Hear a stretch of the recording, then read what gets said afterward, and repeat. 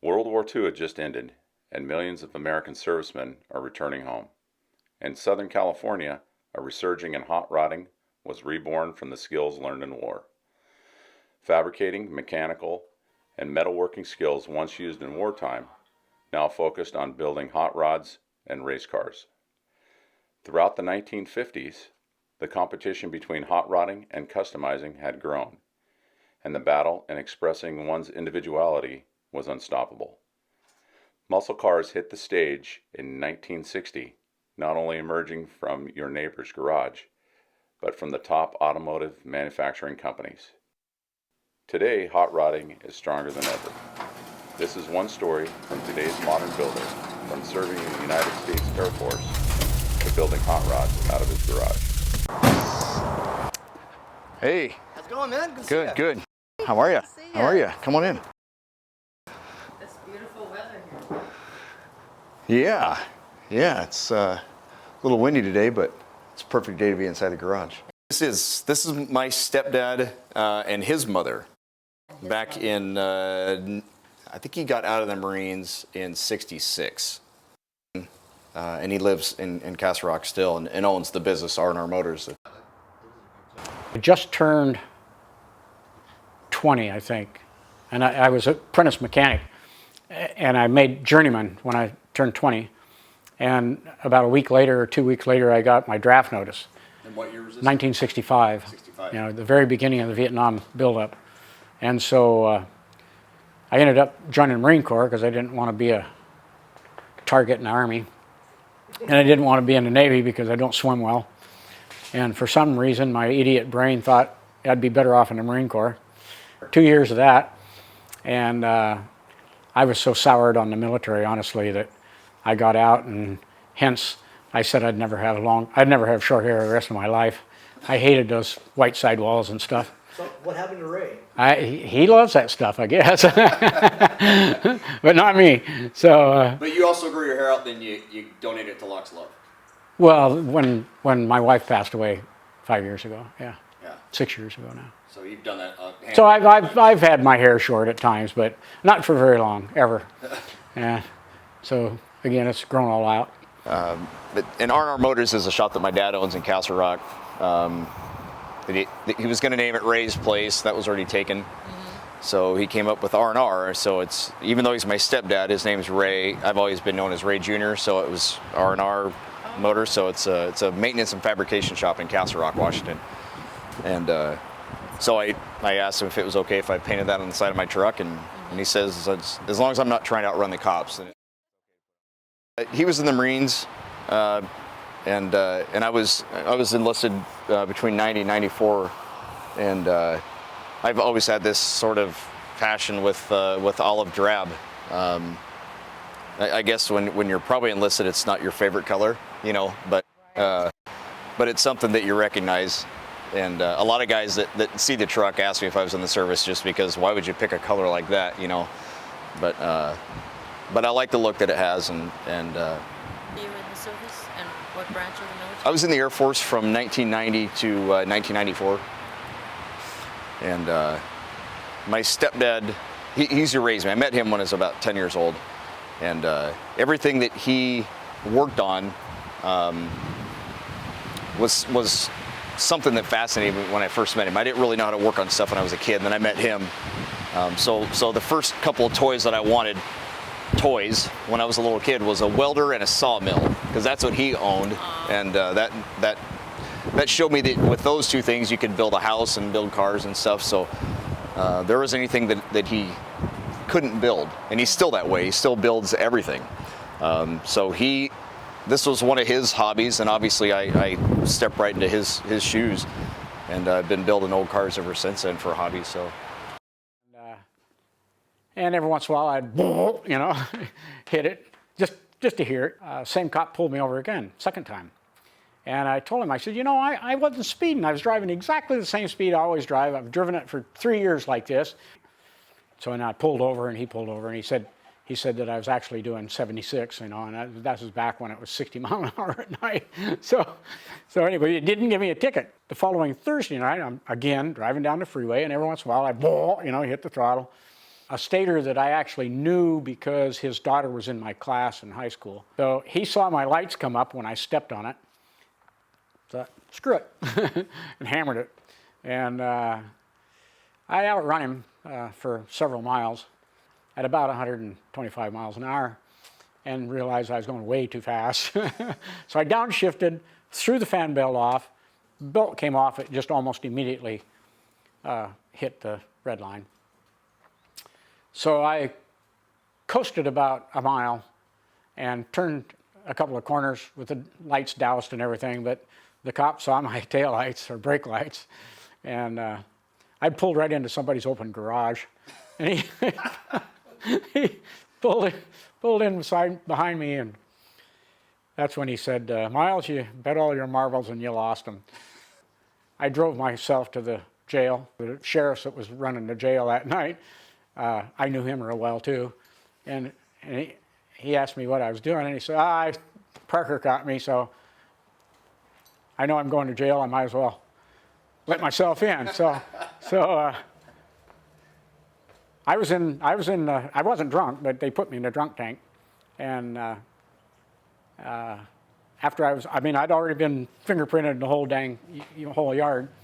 Anyway, so here comes Parker, and he's out of breath and gasping, and the sheriff that was the jailer that night, he said, hey, Ken, did you lose a prisoner? Never forget that. So how did you get Ray into working on cars and building hot rods? Oh, I think he just, the fact that, we lived together, and Ray came into my life when he was, what, 12? 11, 12? 12 years old or so. Yeah. And, me a hot rodder, it's hard to keep me out of a garage without I get tools. So he was, hanging out there and learning from me, and got the bug, and so got his first car. Okay, I got a hot rod story. There we go. So my very first car that my old man bought me was a '64 Chevelle, and I was 14, and I actually totaled that car before I got my license. Little 6-cylinder, I figured this would be fairly safe. It's a little 6-cylinder engine. Didn't take long to put a V8 in it. And, nope. Didn't take him long to wreck it. Not too bad, but enough to... He got to learn how to do a little body work and paint work, and made it look like a real car again. But there was a state trooper that lived in town, and I had a couple buddies with me, which is always really dangerous to have as a teenager, is have 2 other male friends in the car with you. So parents, pay attention.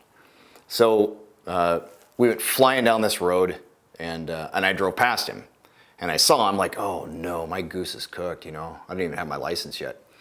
So I went up to my buddy's house a couple miles up this road, and we just stayed there for hours. Like, I'm not going back down that same road because there's one way in and one way out. And so it started getting close to getting dark. Well, I need to get home. So I turned around and went back, and I went around the same corner fast enough where I couldn't stay in my lane. I was in the other lane going around this corner, and he was right there, and he saw me. And I thought I had this super fast Chevelle. So I get on this straight stretch, and I stand on it, and I get all the way to the end of this T intersection, and I look both ways, and I get ready to go, and he's standing right there. Like, how did you run me down that fast? Like, oh man. He said, you weren't trying to outrun me, were you? No, sir. Just taking my friend home. Okay. And then he looks in the back seat, and right about that time was when my friend Brad puts his seatbelt on. Click. He said, did you get it? Yep. Okay. You tried to outrun me again. One of those kind of things like, oh, I will never try to outrun you ever again. No, sir. So that got me to pump the brakes, at least for probably a couple of weeks. I slowed down a little bit, but yeah. And then right after that, I totaled that car. So I probably should have paid a little bit more attention to what he was trying to tell me. I had a great teacher. That's debatable. But yeah. So we had a lot of fun. We spent a lot of time in the garage shop working on stuff. I've always been a fixer. I don't. Did your service in the military pay any influence on Ray going into the service? How did that come out? How did You that know, come about? I'm not sure. Ray went in the service because he wanted a GI Bill. Yeah. He wanted to go to college, and of course, Yeah, but without your Marine Corps experience, it would have never been anything that like registered on yeah. the radar. But your mom and I were really encouraging to go to college and get a degree, and you know, nobody had much money then, and so he saw it as a way to get to college. Yeah. In fact, it was, if anything, that really strengthened our relationship as father and son, knowing what he had went through.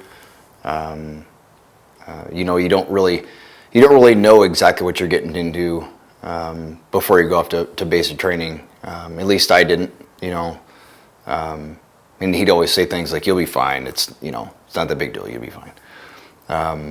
But I really thought about him a lot, and my uncle and friends and other people that had been in the service before me, about, wow, I didn't realize you guys were up till 2 a.m. and then got up at 4 and started running all day long. You know, I didn't realize that was what this was all about.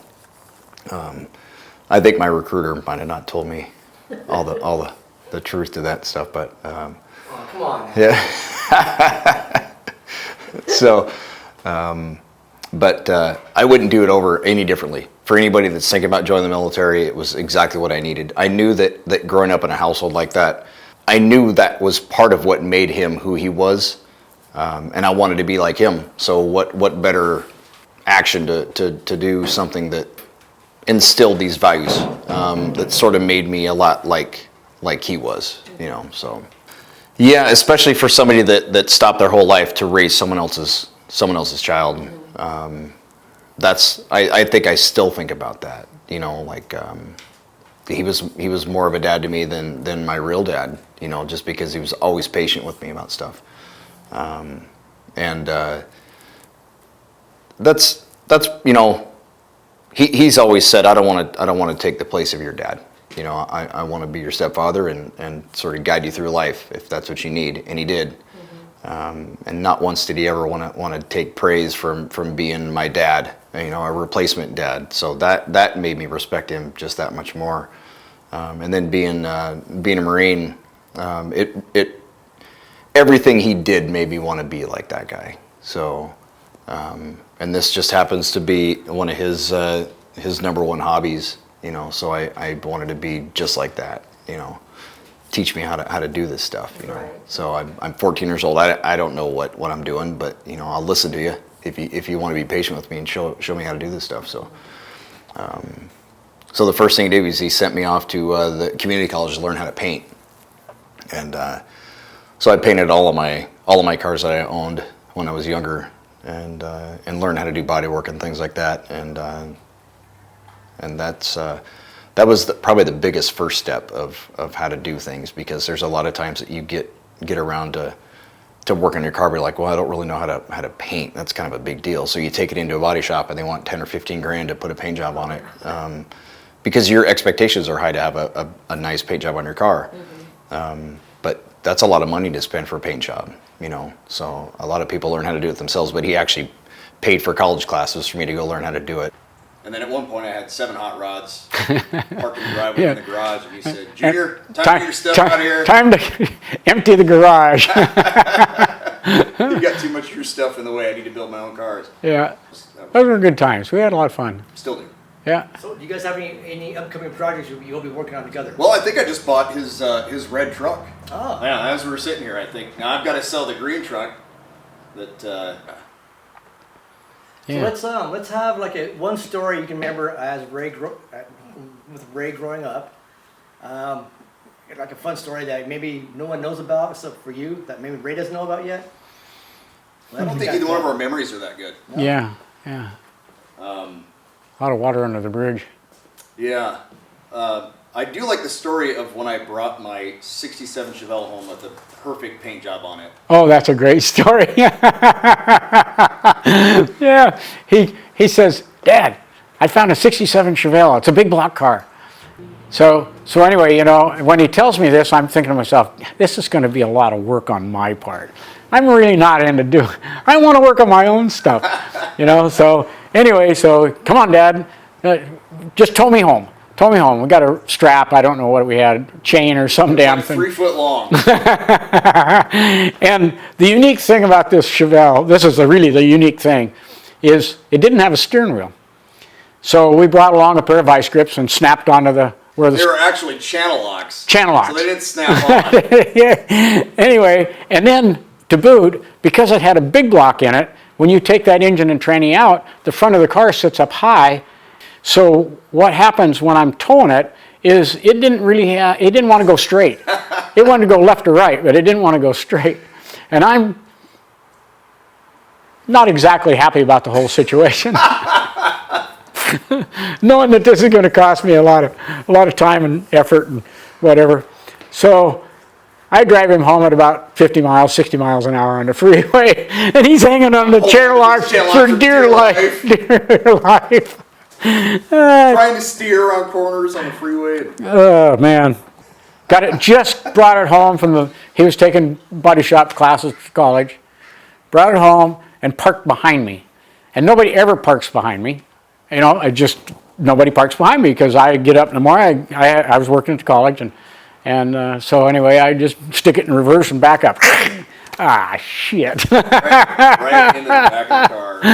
I walked in, Ray, I wrecked your car. Pay somebody to fix it, I'll pay for it. Okay, Bob. And I know it was a beautiful car. It was a beautiful car. He put his heart and soul in it, and I wrecked it. It was not real bad, but No. I wasn't like I was going fast, but No. I didn't park behind you ever again. So. never. No. It was a clear shot for me backing up. I didn't have to look. Yeah. So anyway, that probably about wraps it up. I'm Ray, and I'm responsible for him, I guess. Also Ray. Yeah, I wouldn't say that that wraps everything up. I think that's just the beginning. Just the beginning. Yeah. All right, perfect. If we lived closer here, we'd be hot rodding all the time. Oh, Well, yeah. that's the next stage. I would love to set up a little mock race between like all the hot rods, but That was the plan to Yeah. come down here, is to set the Cobra and his 55 and my truck up and then launch it like we're in a drag race. Oh. But the Cobra would smoke us all. smoke everything. I'd be sitting there like with a driveline hanging out on the ground. And Yeah, hell, how much you drive my roadster, man? You want to do that? things are going to get scary then. Yeah. Okay, Yeah. that's good for me. There was a handful of GIs that were other cops as well that we'd always hang out and talk old cars. You know, what we were going to do when we got back home. Came back home from the desert, and it's really therapeutic for me, myself, and I'm sure it is for a lot of other veterans that just find themselves out in the garage. Just you know, gives you something to do other than think about things or whatever, you know. It's been a really obviously I've been working on old cars before I was in the service, and then ever since then. So it's been 32 years.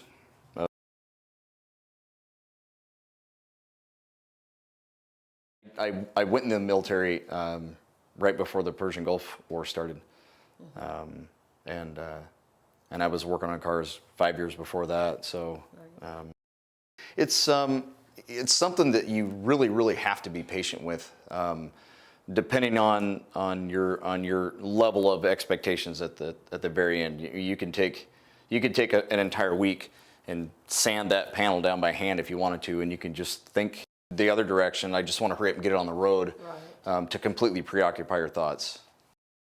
I'm sure there's other hobbies out there that wouldn't interest me, and there's other hobbies that working on cars wouldn't interest somebody else. Right. But it's whatever really is that particular person is passionate about, and this just happens to be one of them that I really enjoy.